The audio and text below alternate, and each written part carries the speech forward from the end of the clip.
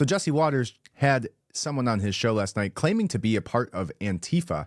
Now, there's all these Antifa showdowns happening right now in Chicago, as well as looks like it's about to break out in Portland too. But as a result, Jesse Waters had this very interesting looking individual on his show on Fox News. And this person was wearing a mask, and the mask person looked awfully familiar. So we'll look at this here. Let me go ahead and pull it up, and we'll take a look together. So here it is, Jesse Waters with this Antifa individual. Now, it says here they spoke to a man named Eric, who claimed he was formerly a member of Antifa. 2 years ago, Jesse Waters also interviewed a Ramon Mendoza, a former Mexican mafia member.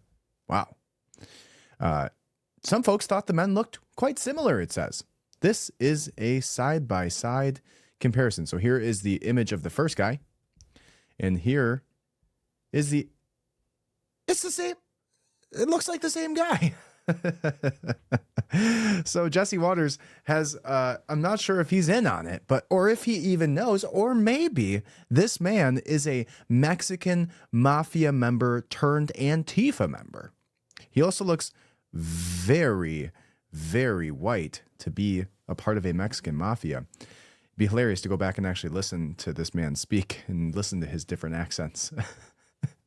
Mexican Mafia Encyclopedia author. Now, this man looks, if you're on the podcast and you're just listening here, it's hilarious. This guy's wearing a mask, pretending to be Antifa. And then 2 years ago, he's wearing a mask, pretending to be a Mexican Mafia member. Now, if Jesse Waters isn't in on this, it makes it even more funny and a little less cringe. But some of the comments from people says, it is a hilarious idea that they thought nobody would notice. And it says, people will notice. Nobody cares. There's no coincidences. The media environment is so messed up that this is somehow benign compared to the stupid shit that Jesse Waters did 2 weeks ago. I don't know how he'll come back for this, or even if he will come back from this, but the lack of accountability for any level of authority in this country is always going to be moving us in the wrong direction. Yeah, I mean, yeah, it's also kind of funny.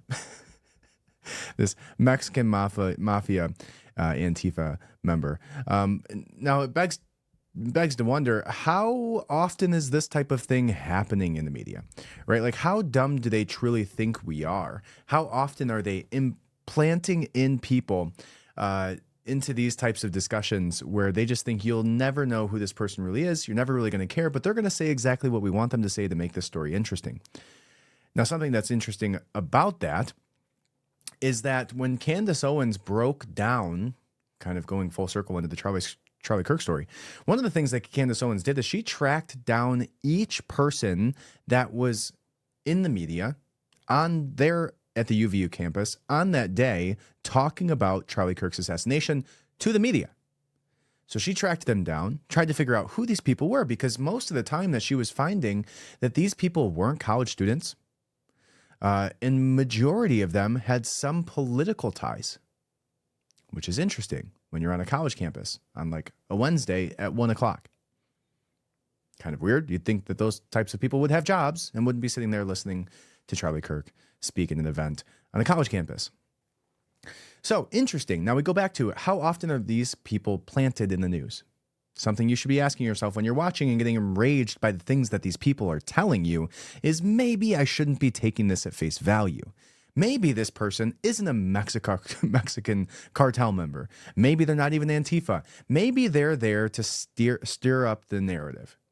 Maybe they're there to plant a seed about the story that maybe otherwise wouldn't have been thought of, or maybe wasn't even truthful to begin with. Maybe they're there to steer the narrative. If you think that our government is above planting people in news stories to specifically orient the narrative, you haven't been paying attention, right? I would point you to Project Mockingbird by the CIA, which is far deeper than what I just discussed, right? So of course they're doing this type of thing. Who knows if even Jesse Waters figured it out, right? He talks to some random guy, thinks it's who it is. He's probably not the one scheduling these people on his show, right? I don't think it's Jesse Waters doing this. It's probably the Murdoch family tree somewhere at Fox News, figuring out, with the CIA, who they need to plant and what the story needs to be to steer it in the proper direction.